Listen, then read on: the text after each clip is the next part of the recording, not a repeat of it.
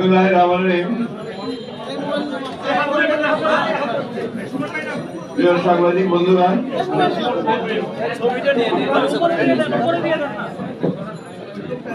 আসসালামু আলাইকুম।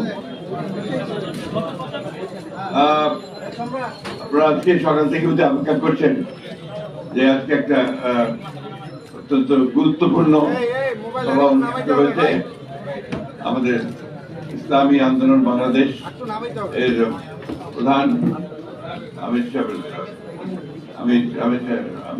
সঙ্গে, রেজাল কর্মী সাহেবের সঙ্গে এবং আমাদের বিএনপির মধ্যে আমি মির্জা ফখরুল ইসলাম আলমগীর আমরা আলোচনা করেছি। এই আলোচনার যে আমরা মোটামুটি একমত হয়েছি যে বিষয়গুলোতে, সেই বিষয়গুলো আমি আপনাদের একটু পড়ে শোনাচ্ছি। আধিপত্যবাদ, সম্প্রসারণবাদ ও সাম্রাজ্যবাদ, মুক্ত স্বাধীন সার্বভৌম টেকসই গণতান্ত্রিক কল্যাণমূলক রাষ্ট্র গঠনে জাতীয় ঐক্য গড়ে তোলা, দুর্নীতিবাদ, সন্ত্রাসী, খুনি ও টাকা পাচারকে দ্রুত বিচারের আওতায় এনে ভোটাধিকার সহ সকল গণঅধিকার জাতীয় ঐক্যমত গড়ে তোলা, ন্যূনতম প্রয়োজনীয় সংস্কার শেষ করে দ্রুত সময়ের মধ্যে সুষ্ঠু গ্রহণযোগ্য নির্বাচনের ব্যবস্থা করা, দ্রব্যমূল্যের ঊর্ধ্বগতি রোধ এবং সকল অধিকার বঞ্চিত মানুষের অধিকার প্রতিষ্ঠা করা, আইন শৃঙ্খলা স্বাভাবিক করে নিয়ে আসার ব্যবস্থা করা।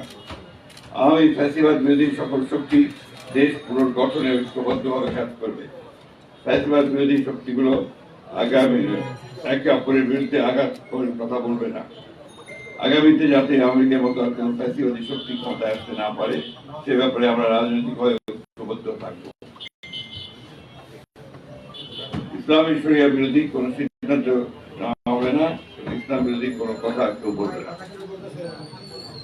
প্রশাসনে এখন বিদ্যমান আওয়ামী ফ্যাসিবাদী দোষীদের দ্রুত অপসারণ করা, এই ছিল আমাদের মোটামুটি আলোচনা করে বিষয়গুলো আমরা মোটামুটি ঐক্যমতে বলি।